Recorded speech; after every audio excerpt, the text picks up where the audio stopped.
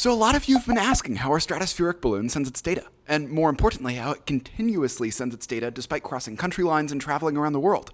Well, our balloon relies on long-range radio, or LoRa for short. Every 20 minutes or so, we take a bunch of measurements from the balloon, bundle them up into this small 35-byte payload, and then emit it into the ether, and hope that some ground station hears us.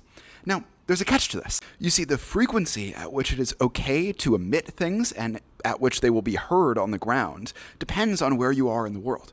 And because we designed our first launch with the goal of circumnavigating the world, this is really important to account for. As such, we enabled our flight firmware with GPS-based frequency hopping. We have this little GNSS module on our payload, as well as an upward-facing antenna. That way we can interface with the GPS satellites and grab position.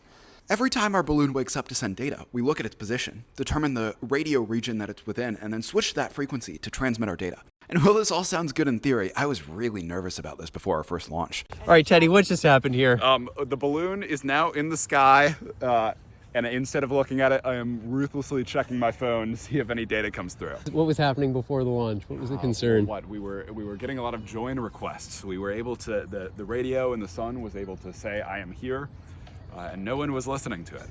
And I don't quite know if this is hopefully it's not the radio's fault. I think it's more likely the fault of the other gateways not liking to respond to us, but fingers crossed. Yet fortunately, my fears aside, the firmware worked.